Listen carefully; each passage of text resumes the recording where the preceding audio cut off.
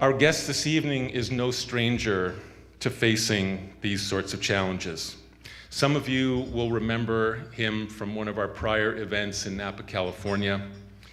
He was the largest foreign investor in Russia up until 2005. He's an outspoken critic of Vladimir Putin, and he's dedicated his life to exposing corruption in Russia. He's the CEO of Hermitage Capital Management. He's the head of the global Magnitsky Justice Campaign, and he is the author of two phenomenal books, Red Notice and Freezing Order. Please welcome my friend Bill Browder.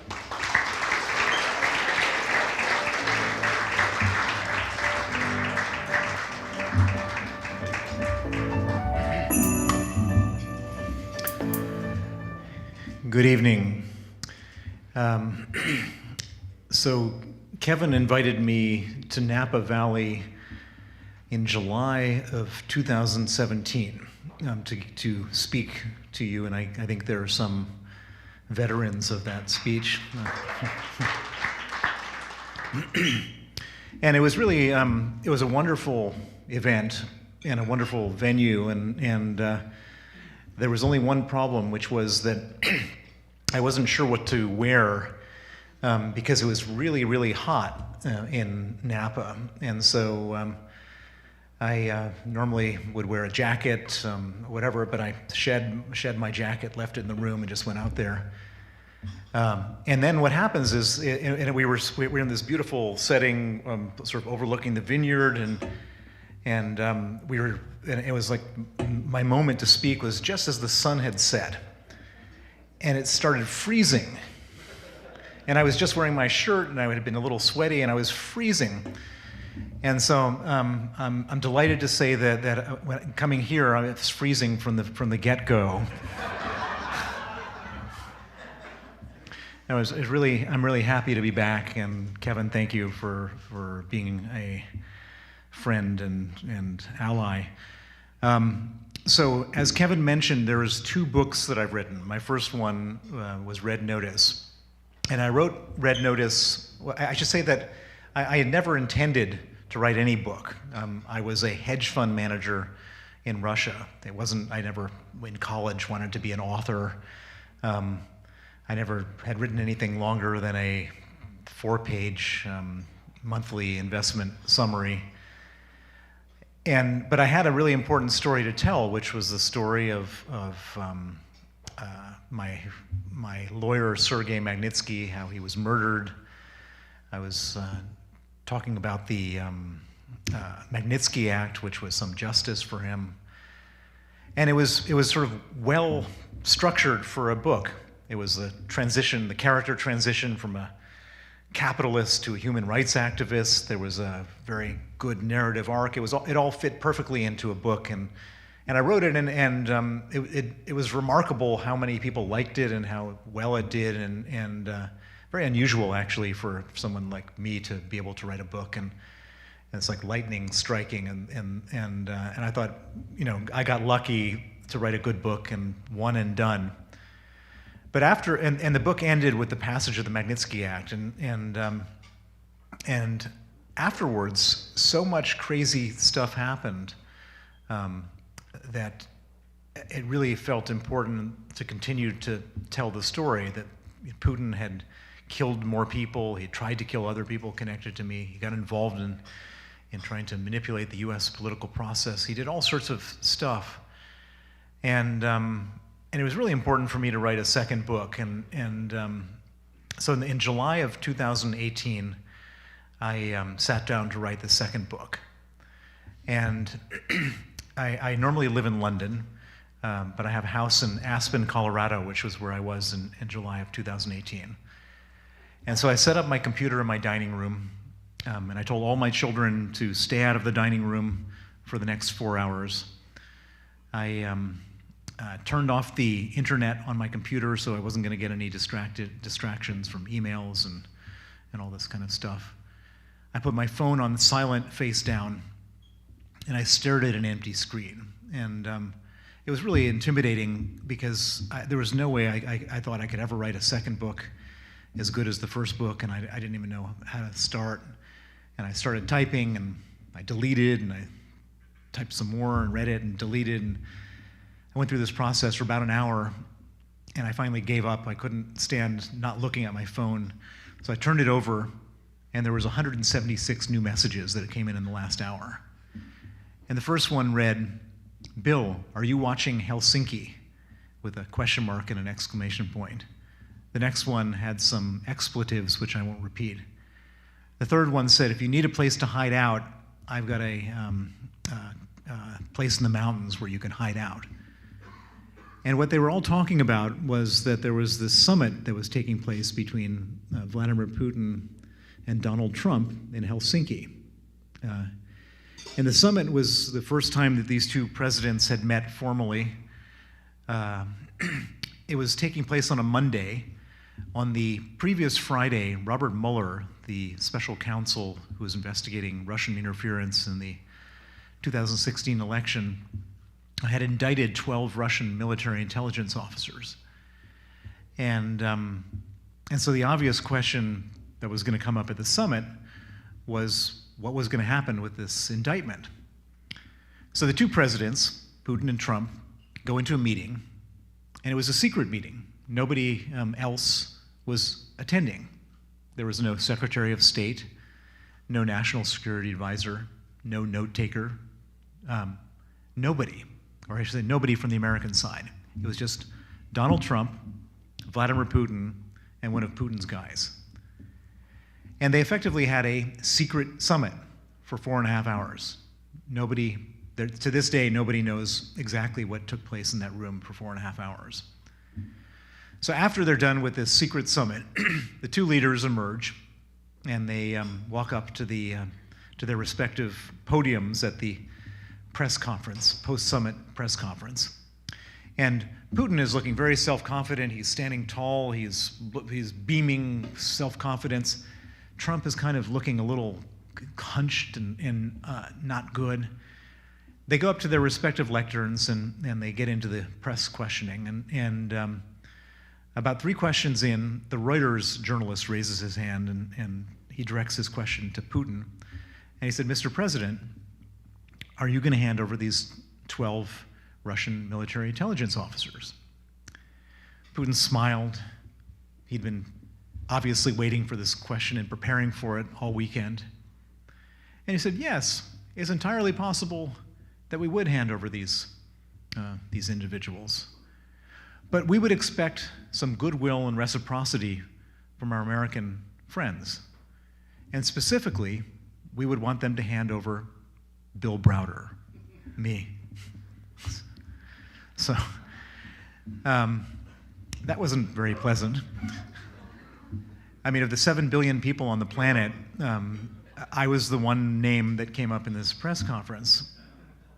It was unpleasant, but it wasn't unexpected. Putin had been chasing me around since the passage of the Magnitsky Act with arrest warrants, with Interpol red notices, with death threats, with kidnapping threats, with all sorts of other nastiness. He had brought me up on many other occasions publicly. And so I almost kind of expected it. But what was unexpected was what happened next. About 3 questions later, another journalist raises his hand, and he directs the question to Donald Trump. And he says, "Mr. President, what do you think of Putin's offer?" And Trump, without missing a beat, said, "I think it's an incredible offer." That was unexpected.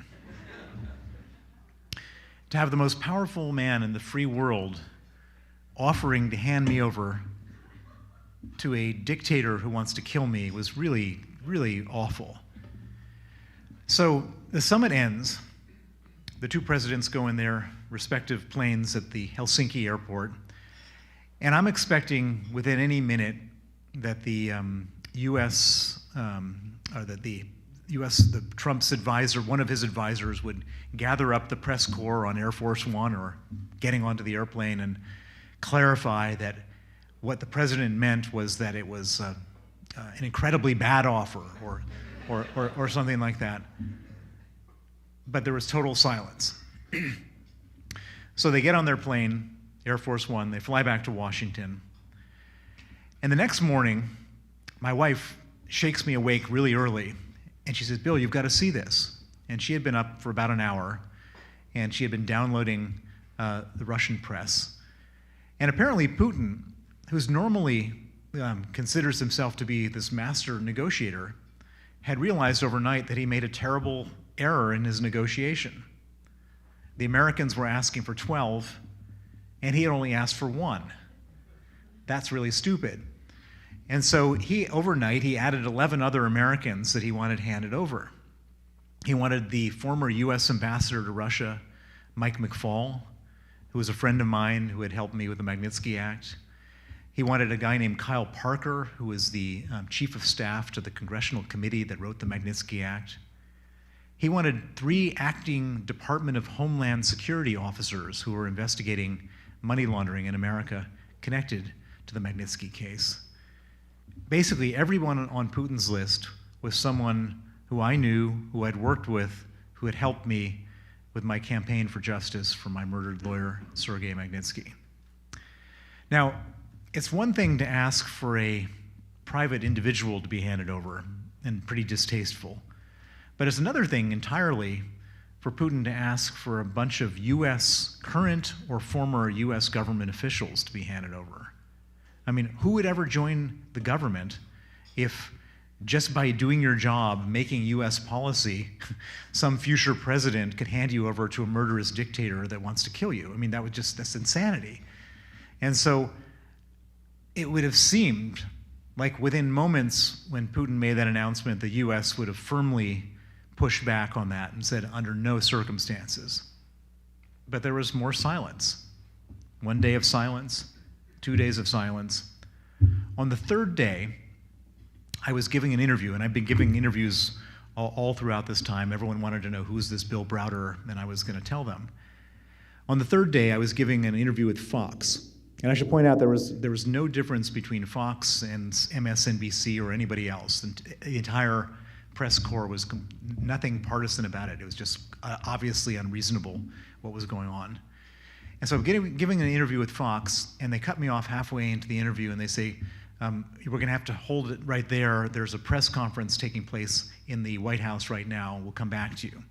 So I've got my earpiece in, and I'm listening to this press conference. Sarah Huckabee Sanders, she was the president's spokeswoman. And the lady from the New York Times raises her hand, Maggie Haberman, and she says, is the president planning to hand over Bill Browder, Mike McFaul, and the 10 other Americans? And this would have been the moment, the exact moment that they should have pushed back. And she said, well, the president is considering Putin's request and is consulting his advisors. We'll let you know. Everybody, I and everybody else, was in complete shock at this point, because like, what in the world is going on? This is insanity. And again, no partisanship whatsoever, Republicans, Democrats, everyone, this is outrageous, unreasonable. And the Senate decided the next day to have a vote on whether to hand us over or not. And obviously, no senator is going to want to hand us over. And the vote was going to take place at 4 p.m. that day. And as the senators start making public statements about how unreasonable this whole thing is and how they're going to, of course, vote not to hand us over, the White House finally comes to its senses, and at about 3 p.m., an hour before the vote, Trump issues a very meek statement saying, while he understood that Putin's request was very sincere, he would be unable to honor it at this time. An hour later, the Senate votes 98-0 not to hand us over. So when I say I'm delighted to be here tonight, I really am delighted to be here tonight.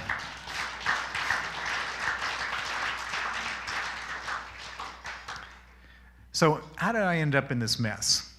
And some of you have heard this part of the story, but for those who haven't, I think it's important to share it.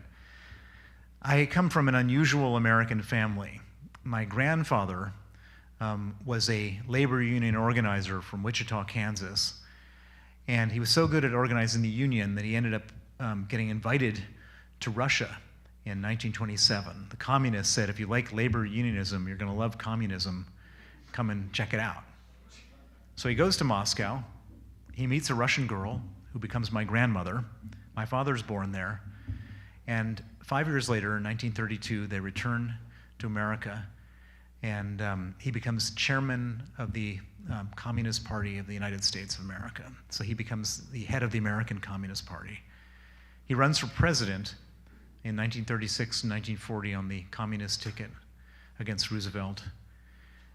He's imprisoned in 1941, pardoned by Roosevelt in 42, kicked out of the Communist Party in 1945 for being too much of a capitalist, and then viciously persecuted in the 1950s for being a communist. This is my family legacy. I was born in 1964. I'm 58 years old. And when I was going through my teenage rebellion, I decided that I needed to find a way of rebelling from this family of communists.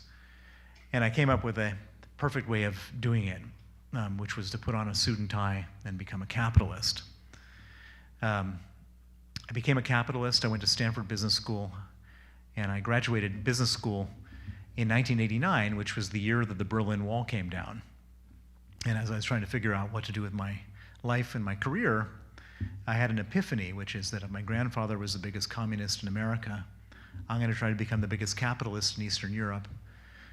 And that's what I set out to do. So I had several jobs. I was at the Boston Consulting Group first in their East European practice area.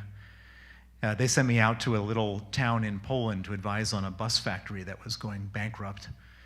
And I couldn't save the bus factory, but I noticed one day that my interpreter was carrying around a newspaper under his arm. And on the newspaper, there was a bunch of financial figures. And I said, "What's that?" And he said, "It's the very first privatization in Poland." And I said, "Oh, that's interesting. Can you explain it to me?" And so we sat down in his office, and we started going through the numbers. And the first one was the number of shares outstanding of one of the companies that was being privatized. Next number was the price of the shares, and I did the math, and that was $80 million multiplied, the shares outstanding by the price. And then I said, "What's this line?" And he said, "This is net profit, last year's net profit." I said, No, just read it. I said, "Net profit." That was $160 million. So you don't have to be like some kind of financial genius to know that if you can buy a company for half of 1 year's earnings, that's probably a good deal. I mean, it's different than this whole venture capital thing that you guys do, which where the earnings are out in the future. But so this is half of 1 year's earnings, and I thought, I didn't know anything about investing. I'd never invested a penny before that, but I thought, this is why I went to business school, to do this. And so I had a total savings of $2,000, and I took my savings down to the post office. I converted it to Polish zloty, and I invested in these privatizations, and my $2,000 investment went up 10 times. And that when you have in 1 year, and when you have a 10-bagger, it releases a certain chemical in your stomach, and you want to repeat the experience. And so I knew exactly what I wanted to do, and that was to be an investor in Eastern Europe. I then end up at Salomon Brothers as an investment banker at the very beginning of the Russian privatization program. And at Salomon Brothers, my very first assignment was to advise a fishing fleet located in Murmansk, Russia, which is a couple hundred miles north of the Arctic Circle, on their privatization. And so the head of the fishing fleet takes me out to see one of the boats. And it's this enormous vessel. It's like 400 feet long. There's all these nets on the top where they catch the fish, and then the fish get processed throughout this boat. And at the bottom, they actually have canning machines putting them into cans. And so it's not just a fishing boat. It's an ocean-going factory. Very impressive. I asked him, "How much does one of these things cost?" $20 million new. "How many do you have in your fleet?" 100. So 20 million times 100, 2 billion. "What's the age of your fleet?" 7 years. Now, I don't know anything about fishing or shipping, but I figure that makes it half depreciated. So $1 billion worth of ships. And I had been hired by the management of this fishing fleet to advise them on whether to exercise their legitimate right under the privatization program of Russia to buy 51%. And I asked him, at what price is the government selling 51%? And he said, $2.5 million. Let me just repeat the math. There's $1 billion worth of ships, and you can buy 51% for $2.5 million. So if that chemical had been released in my stomach before, now I was really like wanting to like repeat the exercise, and this was much better than the situation in Poland. And I was wondering whether this was something just going on in the fishing industry or the shipping or I don't know what. And it turns out that this was going on across the board all over Russia. In order to go from communism to capitalism, they decided to give everything away for free to create a bunch of capitalists. And so I ended up leaving Salomon Brothers, setting up an investment fund called the Hermitage Fund, moving to Moscow in 1996, and starting to invest. And it went unbelievably well. I started with almost no capital, and again, it wasn't like the funds you have here, where you like raise fund 1 or 2 or 3 or 4. This was an open-ended fund where people could put their money in on a monthly basis. And my first month, I think I was up 45%, and so people wanted to put it in and put their money in. Next month is up 36%. And by the time I guess by 18 months in, I was up 865%, and I'd gone from $25 million to $1 billion of assets under management, which was just an enormous. This was back in the days when $1 billion was real money, and it was just an enormous amount of money, and an even more enormous amount of money for Russia, and then what happened was in 1998, the Russian government defaulted on their debt.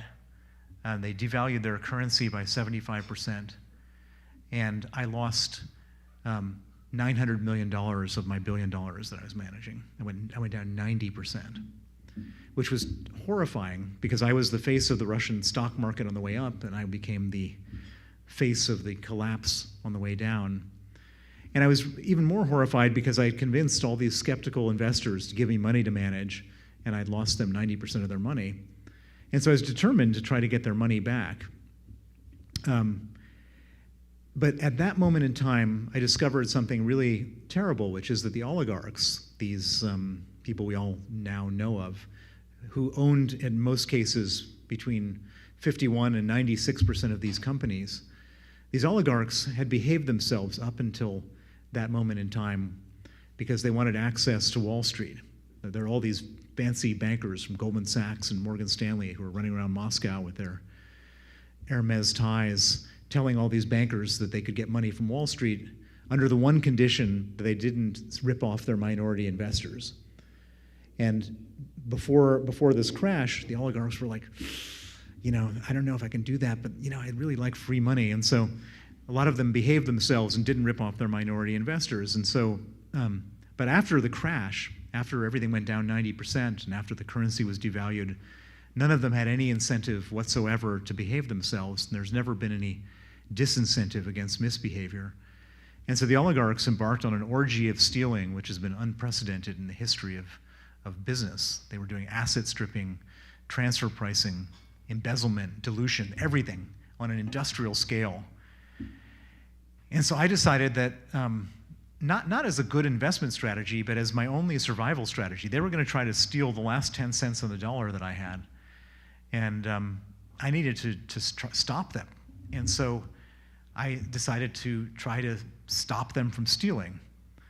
And there wasn't exactly like I had a lot of tools at my disposal. You couldn't go to the regulator and say these guys are stealing because the regulators were all cut in on the action. You couldn't go to the police, couldn't go to the parliament, couldn't go to anywhere really. The only thing that I could do was I could research how they were doing the stealing and then publicize the research. Now you may think to yourself, well, how is it possible to research stealing in Russia? It's a very opaque place. It's a very secretive place. Well, it turns out that it isn't. Russia is actually an incredibly transparent place for a reason that you would never expect. So Russia is the most bureaucratic country in the world. If you go to the bathroom, you got to write your name on the sheet outside the bathroom. And then some guy in some ministry is collecting all that information and entering it on a database. And they're doing it in bathrooms, they're doing it at oil wells, and they're doing it in tax registries, they're doing it everywhere. Everything is the most bureaucratic country in the world, and all the information is being collected by these ministries. And the people in the ministries are paid almost nothing. And so in order for them to survive, they have to sell the information. And so if we were in Russia and I was having a meeting with any of you and I wanted to do a bit of due diligence in advance of the meeting, I could buy your bank statement, find out how much money you have in your account. I could buy your medical records, figure out if you have any embarrassing diseases. I could find out where you've traveled to. I could find out who you've been calling on your mobile phone. I could find out anything. Same thing is true with these companies. And so we were actually able to put together the most unbelievable dossiers of corruption and theft at big Russian companies like Gazprom, Sberbank, Unified Energy Systems. And then I would take this research and I would share it with journalists from the Wall Street Journal, the Financial Times, New York Times, Washington Post, Business Week. And the journalists loved me because I was saving them all sorts of research and work that they needed to do. And I started publicizing these scandals just at the same time that Vladimir Putin had come to power. Now, Vladimir Putin then was a different guy than he is now. I mean, he might have been the same individual, but he wasn't this tyrannical, self-confident, vicious man. He was this very little man who didn't have power at all. The presidency, all the powers of the president had effectively been usurped by these oligarchs. And so his big job when he first came into office was to try to return some of the powers of the presidency that had been lost. And so he was fighting with the same guys I was fighting with. The oligarchs were stealing power from him at the same time as they were stealing money from me. And so when I started to publicize these scandals, Putin would step in. And he would do things like using the state's shares to fire the CEO or to issue a presidential decree to do something or to change the law in some way. And as a result of that, the value, so I went from 25 million to $1 billion down to 100 million.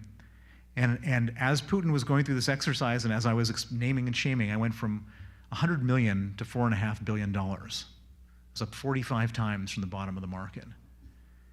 And obviously I felt pretty good about myself as a fund manager. And I felt pretty good about Putin actually too, because here was this guy who was like, we were on the same side trying to go after the bad guys. And I had the best job in the world, making money and doing good in the same job. But it turned out that Putin's interest was not necessarily to clean up Russia. He just wanted to get rid of the guys he was fighting with, the oligarchs. And so one day at the end of 2003, he decided to win his war with the oligarchs by arresting a man named Michael Hordakovsky, who was the owner of Yukos, the oil company. He surrounded his private jet in Siberia, arrested him, brought him back to Moscow, put him on trial, and allowed the television cameras to come into the courtroom and film the richest man in Russia on trial sitting in a cage. Now imagine you're the 17th richest guy in Russia and you see a guy far richer, far more powerful, far smarter than you, sitting in a cage. What's your natural reaction? You don't want to sit in that cage yourself. And one by one, these guys went to Putin and said, Vladimir, what do we have to do so we don't sit in a cage? And he said, real simple, 50%. Not 50% for the Russian government or 50% for the presidential administration of Russia, 50% for Vladimir Putin. And that was the moment that Putin became the richest man in the world. And that was the moment that my interests and his diverged. In November of 2005, So this was about a year and a half after this whole thing. I was flying back to Moscow from a weekend trip to London, and I was arrested at the border. I was detained for 15 hours at the Sheremetyevo Airport Detention Center. I wasn't sure whether I was going to Siberia or being deported. And thankfully, the next morning, they put me on an Aeroflot flight, sent me back to London, and subsequently declared me a threat to national security of Russia. Now, this was a big shock. I was a specialist investing in Russia. I had a $4.5 billion fund. Not being allowed to get into Russia definitely wasn't going to be good for business. But I understood that when the Russians turn on you, they don't tend to do so mildly. They do so with extreme prejudice. And being kicked out is a pretty mild sanction. So I said to myself, what else can they do?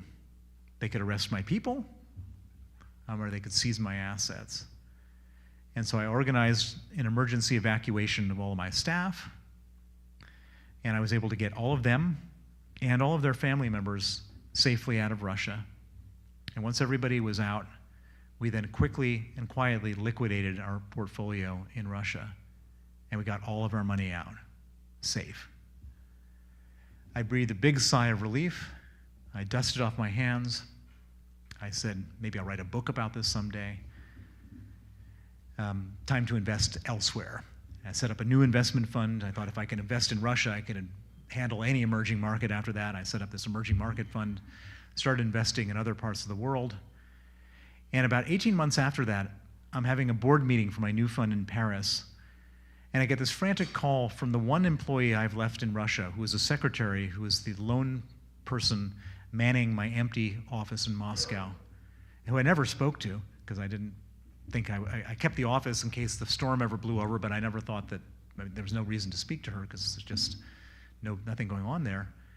And she's in hysterics, and she said, there's 25 police officers in the office right now drilling the safe and raiding the office. What should I do?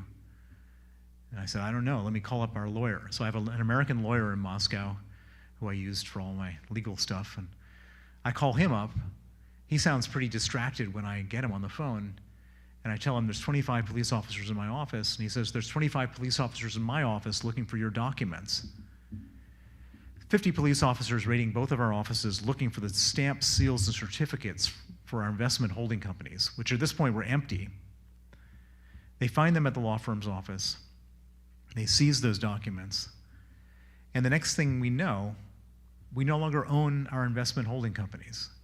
They have been fraudulently re-registered using the documents seized by the police, registered into the name of a man who had been convicted of manslaughter and let out of jail early by the police.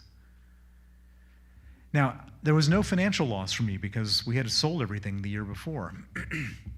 But I'm thinking to myself, if the police are working, stealing companies and doing identity theft, you're working with murderers, I'm going to be walking through Frankfurt Airport one day and there's going to be some arrest warrant for me.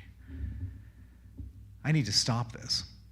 And so I go out and hire the smartest lawyer I know in Russia, a young man named Sergei Magnitsky, to help me figure this whole thing out, to stop it.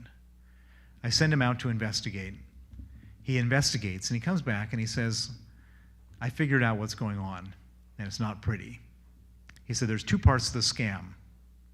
The first part was they wanted to steal all of your money, but it failed because you took your money out. He said, however, the second part succeeded. And what he explained was that when we sold everything, after I'd been kicked out, we had a profit of $1 billion, and we paid to the Russian government $230 million of capital gains tax. And what Sergei had figured out was that the people who stole our companies went to the tax authorities, and they said there was a mistake made in the previous year's tax filing. These companies didn't earn $1 billion. They earned zero. And they came up with a complicated way of explaining this. Therefore, the $230 million of taxes was paid in error, and we'd like that money back. It was the largest tax refund in the history of Russia. They applied for it on the 23rd of December, 2007. And it was approved and paid out the next day. So if I had legitimately overpaid $5,000 of taxes in 2006, I'd still be waiting for that refund right now. But they were able to get a $230 million tax refund in one day on Christmas Eve, the largest tax refund in the history of Russia. Now, Sergei and I were convinced that Putin is a nationalist and a patriot. He might be a bad guy, but would he allow his own officials to steal $230 million of their money? This was not my money. This was tax money, that their own tax money.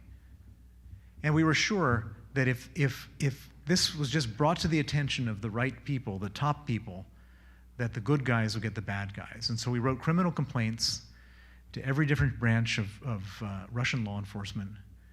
I gave interviews to all the TV, radio, newspapers explaining the scam.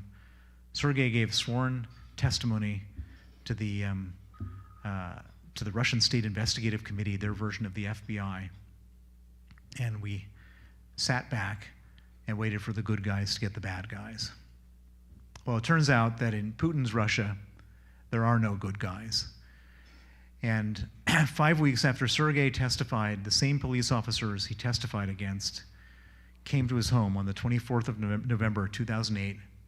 They arrested him, they threw him in pretrial detention, and then they began to torture him to get him to withdraw his testimony. They put him in cells with 14 inmates in 8 beds and left the lights on 24 hours a day to impose sleep deprivation. They put him in cells with no heat and no window panes in December in Moscow, so he nearly froze to death. They put him in cells with no toilet, just a hole in the floor where the sewage would bubble up. They'd move him from cell to cell to cell in the middle of the night. And the purpose of all this was to get him to withdraw his testimony against the corrupt police officers. And they wanted to get him to sign a false confession to say that he stole the $230 million, and he did so on my instruction. And they figure, here's a guy who wears a red tie and a blue suit. He goes into a fancy American law firm every morning. He buys his Starbucks coffee. He'll buckle within a week. But they completely misjudged Sergei Magnitsky. Sergei was a man of incredible integrity. For him, the idea of perjuring himself and bearing false witness was more upsetting than the physical pain they were subjecting him to. And he refused. And as a result, the torture and the pressure got worse and worse. And about 6 months into this, his health started to break down. He ended up getting terrible pains in his stomach. He lost 20 kilos. He was diagnosed as having pancreatitis and gallstones and needing an operation, which was scheduled for the 1st of August, 2009. A week before the operation, they come to him again, ask him to sign a false confession. Again, he refuses. In retaliation, they move him from the prison that had a medical facility to a maximum security prison called Butyrka, which is considered to be one of the most horrific and most awful prisons in Russia. And most significantly for Sergei, at Butyrka, they have no medical facilities. And at Butyrka, his health completely breaks down. He goes into a terrible downward spiral, constant, agonizing pain. He's desperate for medical attention. He and his lawyers write 20 different desperate requests for medical attention to every different branch of the criminal justice system. And every one of those requests was either ignored or denied in writing. On the night of November 16th, 2009, Sergei Magnitsky went into critical condition. On that night, the Butyrka authorities didn't want to have responsibility for him anymore. So they put him in an ambulance and sent him across town to a different prison that had a medical wing. But when he arrived there, instead of putting him in the emergency room, they put him in an isolation cell. They chained him to a bed, and 8 riot guards with rubber batons beat him until he died. That was November 16th, 2009, 13 years ago. Sergei Magnitsky was 37 years old. He left a wife and 2 children. I got the news the very next day, and it was the most horrific, traumatic, heartbreaking, life-changing news I could have ever gotten. Sergei Magnitsky was killed because he worked for me. He was killed as my proxy, and he'd still be alive today if he hadn't been my lawyer.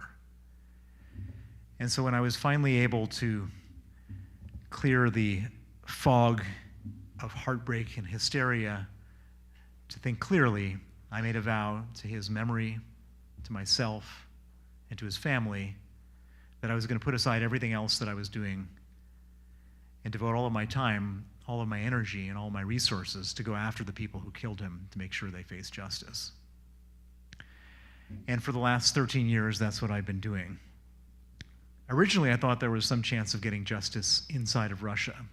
Sergei had written everything down. He wrote, during his 358 days in detention, he wrote 450 criminal complaints documenting who did what to him, where they did it, how they did it, when they did it. He would write these up by hand them to his lawyer once a month. The lawyer would file them. They would be ignored or denied, but we got copies.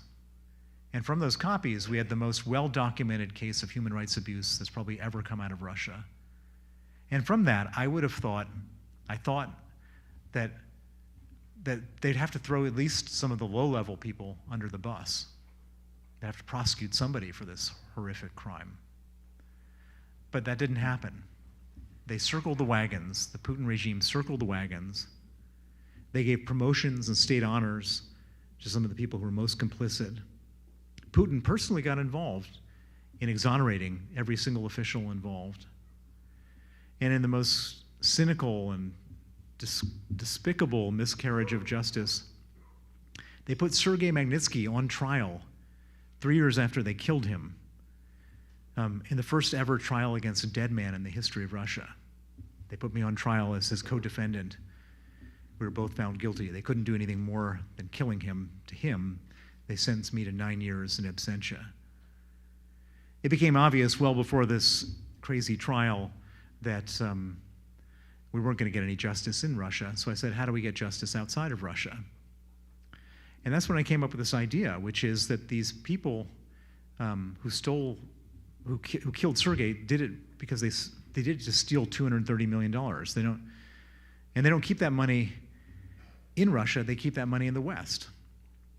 And we've all seen it. I mean, there's Russian money is sloshing around everywhere in Manhattan and South Beach and the French Riviera and the Swiss Alps, and they send their kids to boarding school in England and their girlfriends on shopping trips to Milan and all sorts of other things like that. And so I came up with this idea, which is we may not be able to prosecute them for a torture and murder that took place in Russia. We can't prosecute them in the West for that, but we certainly don't have to allow them to come here and spend their money here. And so I took this idea to Washington, and I presented this story, shared the same story I've just shared with you tonight with two senators, Senator Benjamin Cardin, a Democrat from Maryland, and the late John McCain, Republican from Arizona. And I said, can we ban the visas and freeze the assets of these people who killed Sergei Magnitsky? And they said yes.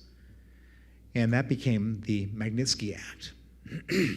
Now, originally, it was just for Sergei Magnitsky.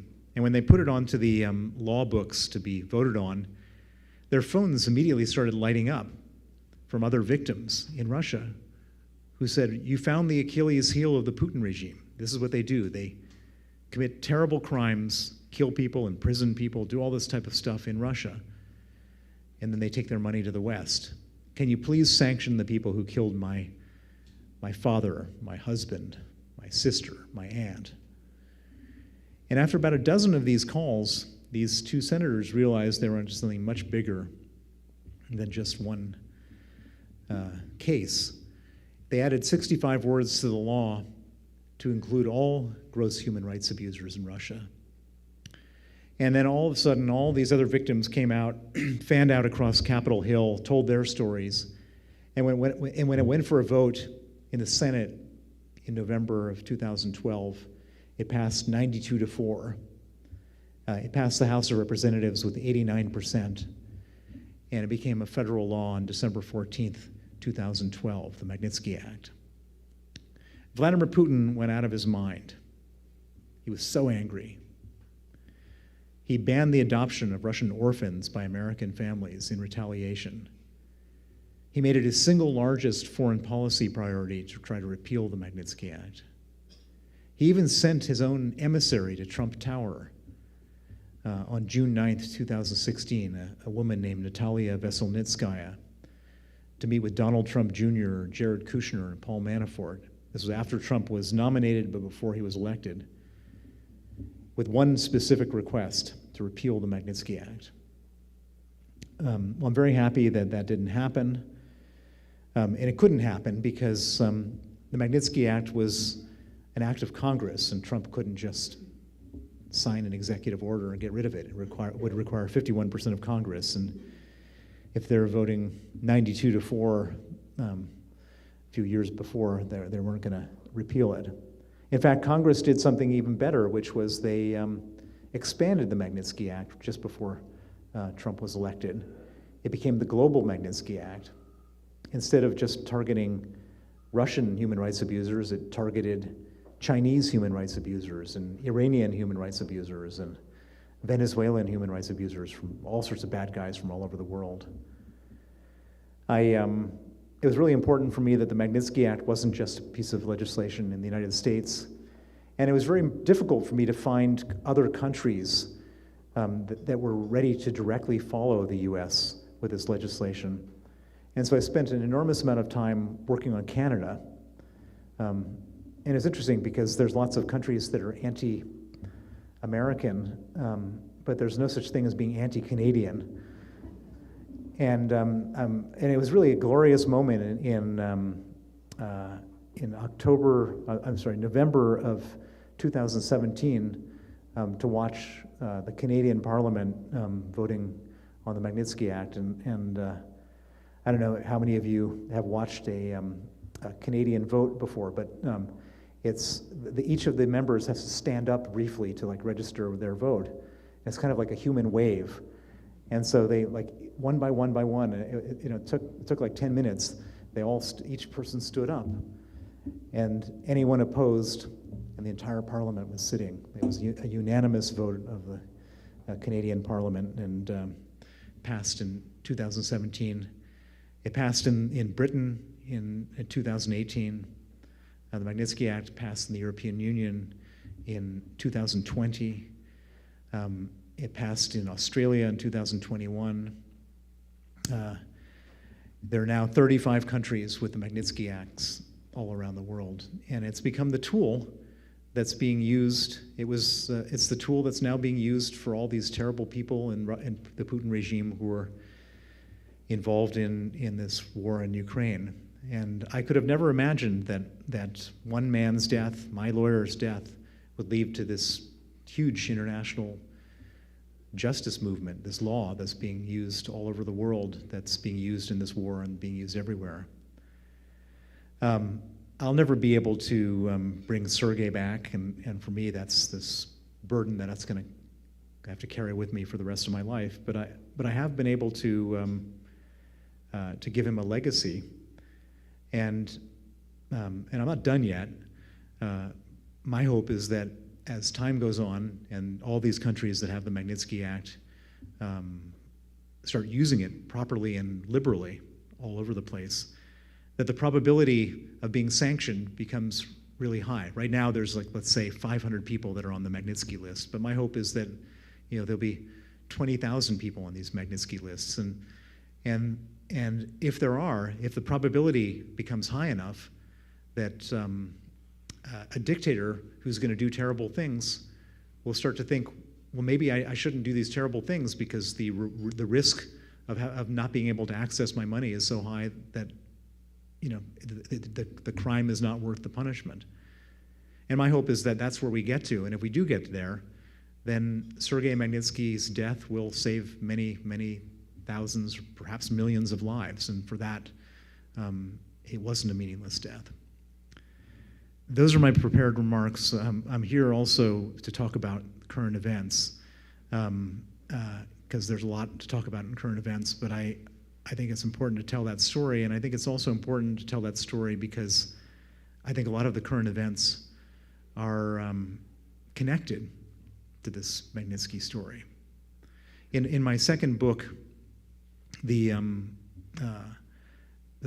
called Freezing Order, and it's a big part of it is about us tracing who got the $230 million. And what we discovered was that one of the beneficiaries was Vladimir Putin. He didn't get it in his own name. Some of you may remember the Panama Papers. The Panama Papers was a leak from a law firm in Panama called Mossack Fonseca. Apparently, I think some secretary who was going out with the managing director was mistreated by him, and she decided to leak the entire database of the entire law firm. And every country had a hero or an anti-hero. And the anti-hero of Russia was a man named Sergei Roldugin. And Sergei Roldugin had a very interesting backstory, which is he was a cellist from St. Petersburg. And the Panama Papers had these unbelievable details of how this cellist from St. Petersburg ended up getting $2 billion from oligarchs and Russian state banks. And I mean, the next richest cellist in the world is Yo-Yo Ma with 25 million, and this is a Russian cellist that no one's ever heard of, has got 2 billion. And everyone said, why did this cellist get all this money? And the answer is because he's Putin's best friend from childhood. He's the godfather of Putin's daughter, and one of his daughters, and he introduced Putin to his wife, and he's Putin's proxy, he's Putin's nominee. This is how Putin stores his money. And the most interesting thing we discovered for ourselves was that in our money laundering investigation, which I've conducted for 12 years, we discovered that Sergei Roldugin got some of the money from the Magnitsky case. And so Putin got some of the money, which explains a lot about why he was so eager to cover this crime up. And as we continued our money laundering investigation, we discovered that one of the main banks that laundered the money was a Danish bank called Danske Bank. And they laundered 200 million of the 230 million through their Estonian branch. And we were able to verify this from data that we had gotten from whistleblowers and other data leaks. And once we figured this out, we were contacted by a Danish investigative journalist team who had gotten another big data leak of all sorts of account information, but they couldn't make any sense of it because we had determined from our data the names of the accounts and the account holders and all this kind of stuff in this Danske Bank. They wanted to see our data. And so we gave them our data. They compared it with their data leak, which was called the Russian laundromat. And they called us back and they said, it's actually not 200 million that was laundered through this Danish bank. It was 8.3 billion. And so they published the article in their newspaper, and it was the most well-read article in the history of their newspaper. And Denmark is a country which is supposed to be really squeaky clean. It's the #2 country on the Transparency International Index. And the CEO of the bank couldn't just shrug it off and not do anything about it. And so he ordered a special external audit of the whole thing. And he was maybe hoping that the auditors, the law firm and the accounting firm and the data analysis, they'd come back and say, actually, the journalists weren't right. But they came back with their external audit, and they came back and discovered that it wasn't 8.3 billion, it was 234 billion that had been laundered from Russia. Now, this is just one bank that we could lift the hood on, one Danish bank. If we could lift the hood on Raiffeisen Bank in Vienna, on UBS and Credit Suisse in Switzerland, on Deutsche Bank in Germany, I think we would get a number closer to $1 trillion of money that was stolen by Putin and the 1,000 people around him from Russia. $1,000 billion. And I think this explains everything. So you can steal a smaller amount of money over a shorter period of time and probably get away with it. But to steal $1 trillion, this is money that should have been spent on hospitals and schools and roads and public services, and instead it was spent on jets and yachts and so on and so forth. You can do this for 1 year, 3 years, 5 years, but you just can't do this for 22 years without the people eventually rising up. And Putin understands very clearly that if at some point the Russian people were to rise up and want to get rid of him, he can't do like George Bush and set up the Putin Presidential Library and paint, or like Boris Johnson, sit on the back bench and give speeches for $250,000 a pop. If Putin were to lose power, he'd lose his money, he'd go to jail, and he'd die. And so for Putin, he's got to stay in power forever. He understands that. It's a question of life and death. And for Putin to stay in power forever is a very hard thing if he's just continuing to tighten and tighten and tighten the screws and take away and create this pressure cooker environment. And particularly in this moment in time, if we look at it, after COVID, you have all of these leaders that are losing their jobs. Mario Draghi lost his job. Bolsonaro is going to lose his job. Boris Johnson lost his job. The guy from Israel lost his job. All Democratic leaders are losing their jobs. And so if there's anything, it was going to happen to him. And so what does a dictator do when they're afraid they're going to lose their job, that the people are going to rise up against them? Machiavelli 101. Read The Prince, Machiavelli the Prince. You create a foreign enemy, you go to war. This war is not about NATO enlargement. This war is not about Putin's legacy. There's a lot of people saying that he wants to create a great Russian empire for his legacy. If he cared about his legacy, he wouldn't have stolen $1 trillion from his people. That's just not what a person does who wants legacy. This war is about a small-minded criminal who's stolen a lot of money, who's desperate to stay in power. And that is a very important conclusion, because if that's the case, then these proposals are like from Elon Musk says, well, let's just give them let's just give the Russians 4 territories and declare Ukraine neutral, and to avoid war. None of that avoids any war at all, because Putin, he doesn't care about that stuff. He just wants to be at war. And so there's only one of 2 outcomes that can come from this whole thing. Either the Russians win or the Ukrainians win. And if the Russians win in Ukraine, then I guarantee you they're going to be at the Estonian border next. And if they're at the Estonian border next, they'll point their guns at Estonia, which is a NATO member, and probably point a few nukes at us, and then watch us go crazy on our talk shows about, wait a second, why do we have this Article 5 of NATO where we have to go to war with Russia? The Americans, the British, and the Russians and the Ukrainians signed a treaty called the Budapest Memorandum, where they basically said if they give up their nuclear weapons, that we would guarantee their integrity, their territorial integrity. The Ukrainians gave up their nuclear weapons, and what happens? We also, well, actually, it wasn't a treaty, it was just a memorandum, so never mind. I guarantee you that we would have that same conversation about NATO, and that's what Putin would be hoping for. And if we have that conversation and then we give up NATO, then all hell is going to break loose in the world. And so we cannot allow the Ukrainians to lose this war. And at the moment, we've given the Ukrainians enough so they're not losing the war, but we're not giving them enough to win the war. And there's a lot of people in the US government and other governments that are kind of wanting to hold back on giving the Ukrainians what they actually need militarily to win this war. And there's a lot of people that are saying, we don't want, that he's threatening nuclear war. If we're going to cave into his threats of nuclear war right now over Ukraine, then why not just cave over every place? Because, if he's going to do it for Ukraine, why doesn't he do it for Germany or anywhere else?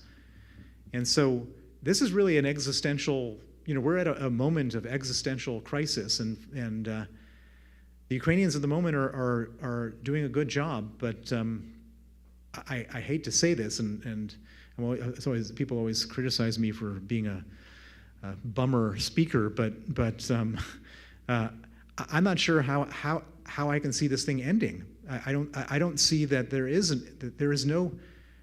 It's hard for me to see that the Russians can win this war because the Ukrainians have enough to stop them, but I don't think the Ukrainians have enough to win the war either. And so I can imagine this thing carrying on. And will Putin, do a nuclear attack? He could. He's a psychopath. I think we're a long way away from that. He's got a lot of other things up his sleeve to cause trouble. I mean, who would have thought that he would decide to just bomb every power plant in Ukraine right now before the winter? That's pretty clever. Make them freeze to death in the winter. That's not a bad, sort of out of, control military strategy. Could he blow up our internet cables? Sure. Pipelines, absolutely. And all sorts of other stuff that we can't even imagine because no one's ever done it before. That's how Putin is probably going to behave in the coming years and months and so on. Anyways, let me as now that I've really bummed you out, let me answer any questions because I'm sure you have a lot of questions and I can. So we're going to have some runners. So if anyone has a question, just raise your hand and we'll bring the mics up to you. One over there. Bill, sorry. So thank you for a really, really good talk. I have a question about something I didn't see in the freezing order. So you constantly face this really terrible odds. You're literally taking on a country and doing so at a very considerable personal risk, right? What about everyone else, right? Like your family, your wife, your kids. There's adverse effects throughout everyone. What about the conversation that somebody had with you saying, is it worth it? How did you respond to that conversation? Well, it's a really impossible position to be put in when somebody is murdered. And for me, I have no capacity to allow that to. I mean, if I had not done what I did, I wouldn't have been able to live with myself. It would have poisoned me from the inside. I couldn't, being the person I am, I couldn't have done that. And thankfully, I'm married to a woman who was equally outraged by the whole thing. And I wouldn't want my kids to be brought up by a father who did anything different than what I'm doing, because it's important for them to see what integrity and what justice is, and so yes, it's been incredibly costly. Not as costly for me as it has been for other people connected to me. There's a man in my book named Vladimir Kara-Murza who helped me get the Magnitsky Act passed in various countries, including here in Canada. And he was a Russian dissident, Russian opposition politician, and in retaliation for his good work for me, they poisoned him with Novichok in 2015, and he nearly died. And they poisoned him in 2017. Again, he nearly died. He survived both attempts. And he went back to Moscow after the war started to stand up against Putin. And I had dinner with him 3 nights before he returned to Moscow, and I said, don't go. They'll put you in prison. And he said, maybe they will, maybe they won't, but I can't not go because how am I asking the Russian people to stand up to Putin if I'm not willing to do it? And he went back and he was arrested after he gave an interview on CNN calling Putin a murderer. And he's now facing 24 years in prison for high treason. And so, I mean, people pay the highest price for this. But we all choose our course in life. And what's interesting about it is the Russian people, for the most part, aren't like Vladimir Kara-Murza. We were just talking about this at our dinner table this evening. most people in Russia have an extremely narrow focus. They just want to focus on their own lives. If you have, in fact, it's really interesting. In an apartment building in Moscow, you can have the most beautiful apartment, the highest level, everything, best marble, best wood, best everything, and then you walk out into the common areas and it smells like urine because there's just no sense of common good. People don't care about anybody other than themselves, and as a result of that, you end up in a situation where Russians just could not care less about what Putin is doing. They couldn't care less for a very long time until the moment that they're all being called up for draft, and then they're all flapping about like the world's coming to an end, which it is for them. But why didn't they start flapping about, 20 years ago? Everyone chooses their own path. I wish that there were a few more people like Vladimir Karamurza in Russia. And we have time for one more question. Only one? I have time for more if you want. I've got the mic. Bill, I had the pleasure of seeing you the last Relay AGM, and your story is, of course, incredible and captivating, and I think we're all at the edge of our seat listening to what you had to say. So I kind of had a two-part question, and I think I asked the same question back then, which is, I, by the way, saw the live Donald Trump and Putin when they said, and your name came up, and I said, hey, I met that guy, right? And with apart from now, what else in the news, there's been a lot of mysterious oligarchs and oil executives that have been falling out of windows in hospitals and stuff like that. So my first question is, I think I asked the same question, is how are you still alive? And two, do you think that we're starting to see the effects of all this embezzlement and stealing and everything else kind of play out in this war? Because you think that all of us before thought the Red Army was this terrible thing that we're going to go in and steamroll and just take over Ukraine in 30 seconds, but instead they're facing opposition and they don't have the military might that we thought they had. And instead, perhaps all this money that should have gone to not only infrastructure, hospitals and hotels, but also tanks and regiments and ballistics have gone into oligarchs' pocket. And like you said, I've been to London 1,000 times, and it's little Moscow there, and there's Russian money being thrown all over the place. But do you think the Russian people aren't starting to see this now and going, oh, wait a minute, we've been bamboozled for years, and we're not who we thought we were? Well, I mean, it's from so the reason I'm alive is the same reason that the Ukrainians are doing such a remarkable job. For me, it's a matter of survival, as it is for the Ukrainians, and for the Russians, the whole system has been hollowed out in every different way.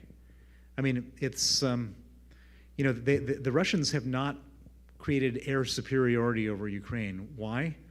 A pretty big part of it is because they don't have an airworthy Air Force. Why don't they have an airworthy Air Force?